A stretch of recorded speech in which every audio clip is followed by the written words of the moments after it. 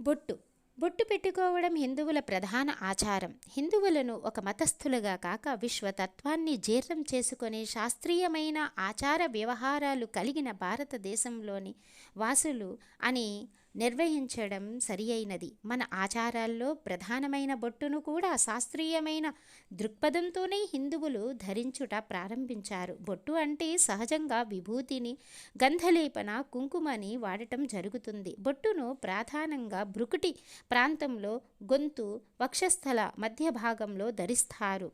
విభూతి లేపన, గంధము లేపన నొసల, కడుపు, రొమ్ము, భుజాల కింద, చేతులు, కండభాగము, మోచేతులు మరియు మణికంఠు ప్రాంతంలో మనకి పూసుకోవటం జరుగుతుంది. స్త్రీలు దవడల కింద రెండు వైపులా గీత గీసినట్టు గంధాన్ని ధరిస్తారు. సాధారణంగా శుభకార్యాల్లో, పేరంటాల్లో తప్పనిసరిగా స్త్రీ పురుషులు కుంకుమ, గంధాదులతో సత్కరించటం జరుగుతుంది. ఇలా ధరించిన విభూతి, గంధము మరియు కుంకుమ శరీరాన్ని మరియు మనస్సును శుభ శక్తితో నింపుతూ ఉంటుంది. ఇక తిలకం యొక్క భావాన్ని తెలుసుకుందాము.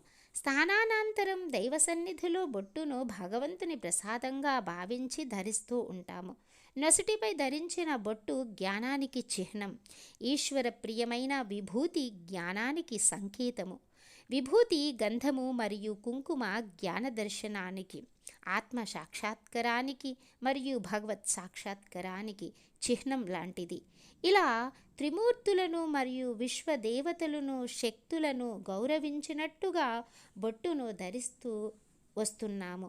ఇలా తిలక ధారణకు పసుపు, కుంకుమ, కస్తూరి, చందనము, విభూతి మొదలైనవి వివిధ రకాల ఫలితాలను పొందటానికై వాడుతూ ఉంటాము. కానీ నేడు ఈ కుంకుమ, విభూతులు కూడా వ్యాపార దృక్పథంతో రసాయనాలతో తయారు చేయటం జరగడం అవుతుంది. విభూతి కూడా వ్యాపారం దృష్టితోనే రసాయనాలతో తయారు చేయటం వల్ల చర్మ వ్యాధులు రావటం, ఇన్ఫెక్షన్లు కలుగుతూ ఉండటం మనం అందరం గమనిస్తూనే ఉన్నాము. అందుకని మనం తోచినంత వీలుగా మనం ఇంట్లోనే చక్కనైనటువంటి కుంకుమను తయారు చేసుకుందాము. ఇలాంటి ప్యాకెట్లు మనం ఎప్పుడూ కొనుక్కోవద్దు.